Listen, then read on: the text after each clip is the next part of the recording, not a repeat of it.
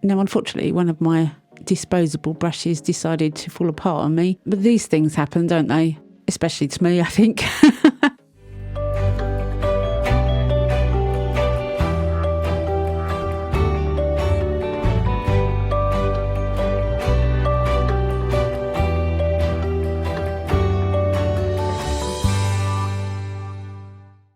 Hey, welcome back to my channel. It's Wendy here from Toonpish Crafts, and I hope you're doing okay.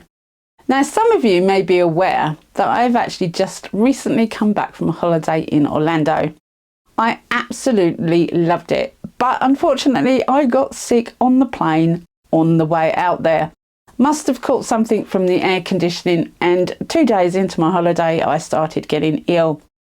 Now, I did actually come back and go straight to the doctors and get antibiotics, which is fine, they worked out. But a lot of people wanted me to do a craft haul from the stuff that I bought from America. I did film it, I talked all the way through it, but it's hardly legible because my throat was so bad and I was coughing and spluttering all the way through, so I'm not going to put you through that. However, in the next few videos I probably will be using some of the pieces that I brought back from America, and this is one of them. I bought some Bezels from Hobby Lobby and I thought they were so adorable, really nice size, deep enough for resin, and I thought I'd use them in this video with some other pieces, so let's see how I get on with this American style Bezels.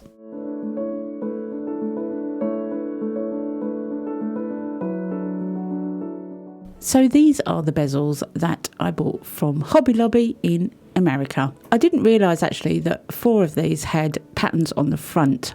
I thought there was only this one that had a pattern on the front, but they all do apart from the tiny little ones. The pattern is absolutely stunning and it will enhance whatever I put into these Bezels, and they're really quite deep and a reasonable price to buy. I'm pushing them down onto some Let's Resin tape. This is their own brand. There are plenty of brands out there, but this is Let's Resin brand and it's extremely sticky.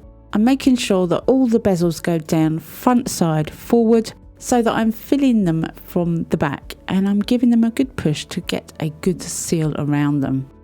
These little ones, although they've got no pattern on the front, their hooks are towards the back, so I had to make sure that they were on the tape the correct way too. Once I've done that, I cut up each piece so that they're easier to manage. Now, a lot of people did in previous videos tell me to bend over the edges of the tape so that I can handle them easily. And I don't know why I didn't think of that myself. It's a very good idea. So thanks to all those people that mentioned that. It definitely made things easier working with this tape, having a solid side that I can actually pick up. I'm trying really hard not to get anything in the centre, no fingerprints on that tape, because that will come out into the resin. And as the tape side is going to be the front of the piece, it is quite imperative that it's got no fingerprints in there at all. So I carried on and folded over each of the sides. I did actually split a couple of these pieces up a little bit further apart because there wasn't much room between them, and I've got plenty of tape, so it really didn't matter if I did that. But putting the tape onto a work surface and pushing it down was a lot easier than trying to do it in my hands in front of the camera, so I figured you could see what I was doing. It was a lot easier to do it that way. Once they were all done, I got out my UV resin. I'm using Let's Resin UV resin for this project. In fact, this video is sponsored by Let's Resin, so everything apart from Bezels is Let's Resin brand. I have 2 bottles of Let's Resin. They're both the same except one is an older bottle. I believe they changed their design. And I'm just going to give each of these bezels a very thin coat of resin, and that will be the front of the piece. Now, unfortunately, one of my disposable brushes decided to fall apart on me. But these things happen, don't they? Especially to me, I think. But I'm just using a little brush just to go around the entire area of the inside of these bezels to give a good seal, so that the next stage I can remove the sticky tape. I put them in the curing machine for 5 minutes and I walk away. This double-sided curing machine is definitely one I would recommend. I use it all the time and love it.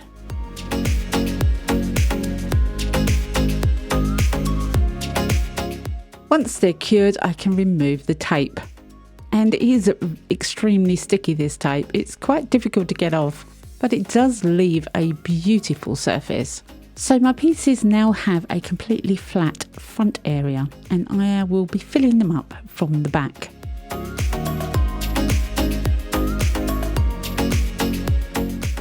So this is the second layer, and again this is going to be a very thin layer of UV resin. This time I'm going to use a micro brush to go round and make sure this resin is up to the edge. You could use any implement you want really, I just use what I have available. I'm going to be adding some inlays. Now these inlays are made with Let's Resin silicone.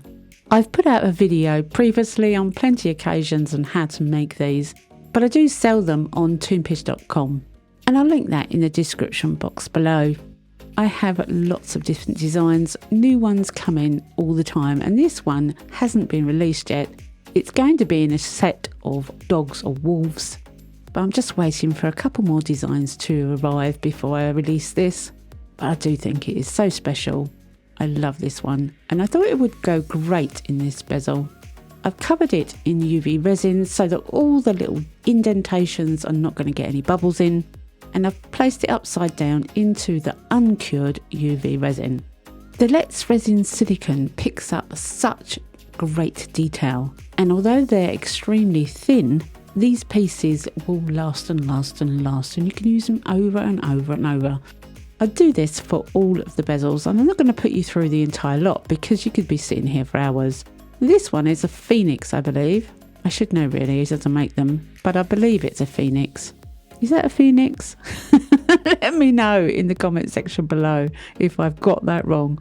I think it's the Firebird Phoenix.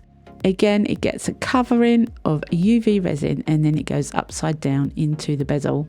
Move it around with my micro brush to make sure it's in the right place. And then move on to a smaller one. Now these tiny inlays are actually too big for these bezels. So what I'm going to do is just lay them on top so that I get the majority of the picture in the centre.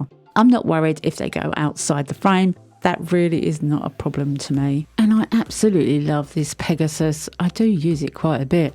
This one is a turtle, and I think it's absolutely adorable. And it just about fits in this medium-sized bezel. Only just. This is one of my newer designs, so I haven't used this one yet. And I think it's really sweet.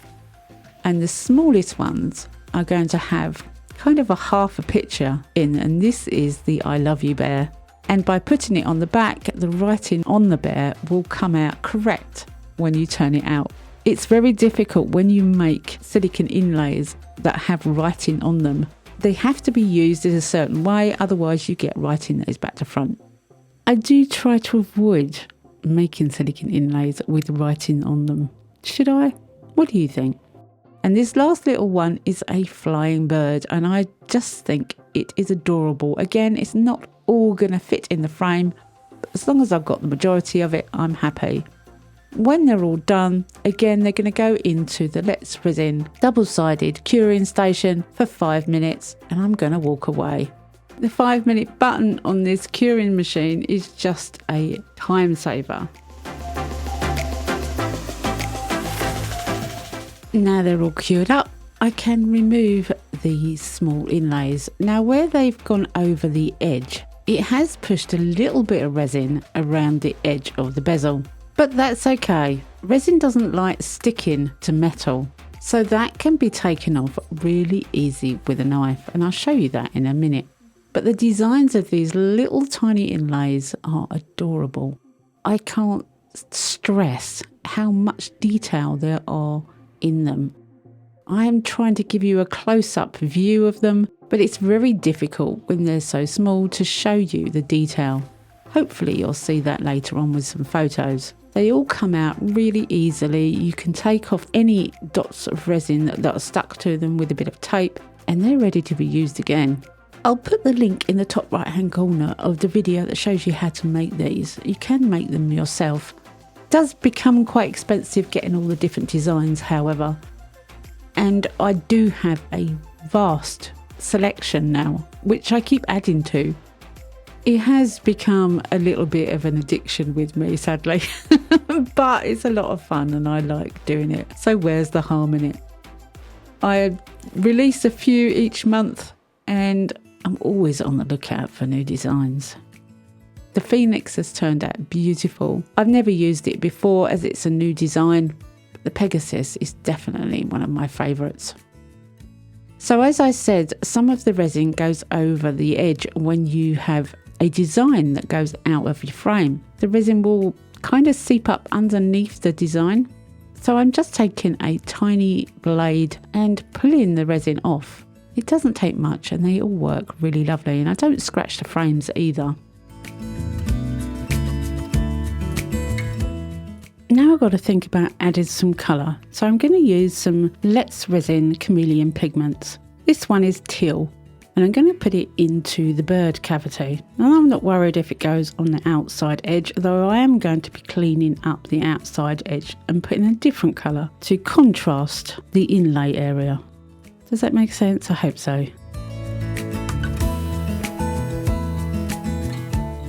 So a little bit of alcohol on a cotton bud and I can take off all of the outside area from the inlay. It is raised, so it shouldn't touch the design of the inlay itself. It's a raised area and the inlay is perfectly fine. And as they're chameleon powders, they should give a really nice shimmer. This is where you can see the designs come to life. I'm going to use golden for the wolf and I decided it's a bigger area to use a bigger brush. Again, I am going to be cleaning up the outside, but there isn't much outside area to clean up. You don't have to be too precise with this because you're going to clean up the outside anyway if you do this. So I used a bigger brush so that it was a little bit quicker to do really. And you always blow off the excess powder before you have a good clean. And as I said, a little bit of alcohol on the cotton bud and it does the job really quickly because the design is on a different level, if you like. It's the easiest way to describe it, I think. For the Phoenix, I decided to use magenta. It's quite a bright colour, this. I think the Phoenix deserves a bright colour. Champagne is going to be for the Pegasus. It's a more muted colour, but it does come out really beautiful. And Galaxy, I'm going to use for the I Love You bear. Finally, mint is for the turtle. It does come out more green when you've got black behind it, rather than being quite gold.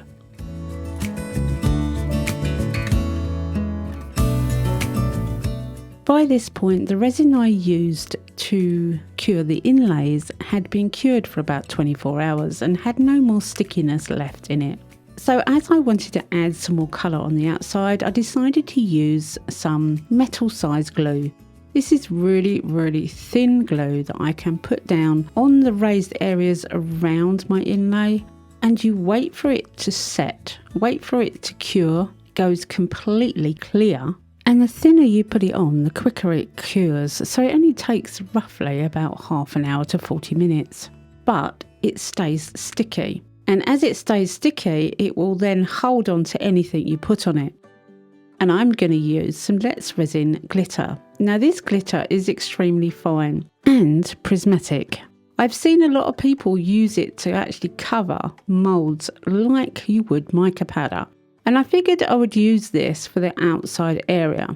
So as my metal size was now tacky and clear, I'm going to cover it with some of this glitter.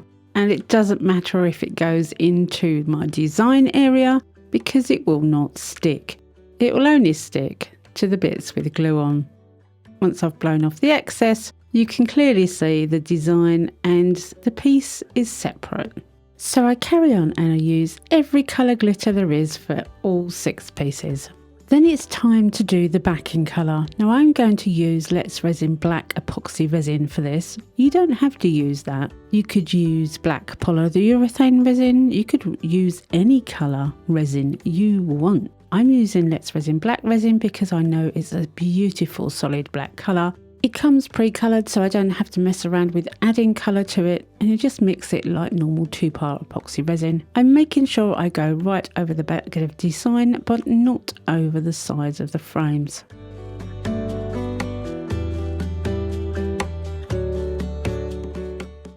So the following day I can turn them over and find out what I've got. And oh my goodness, that Pegasus is adorable. I used the pink on the outside of that one, and I think it's gorgeous. The turtle has the blue on the outside, and they are prismatic. They are beautiful glitters.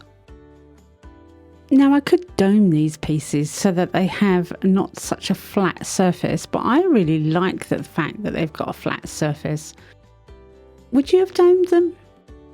Now this wolf has the black in the background, and as it's prismatic it looks quite gold and brownish, but all the prismatic colours are absolutely stunning. The phoenix has the silver behind it, and that is gorgeous. I've got to do more with these glitters. They are so beautiful. This is the first time I've used them, to be honest. I've had them sitting there for ages. I've never picked them up, but they are gorgeous and I will be doing more. And that little I love you bear is just so adorable. Well, I hope you've enjoyed this one and I hope you've got something out of it. If you've got any questions or comments, please leave them in the section below. And if you like this video, then consider putting a thumbs up. It does help my channel out. Come back and see me next week, because you never know what I'm going to be up to. I never know what I'm going to be up to. Have a great week, happy crafting, and bye for now.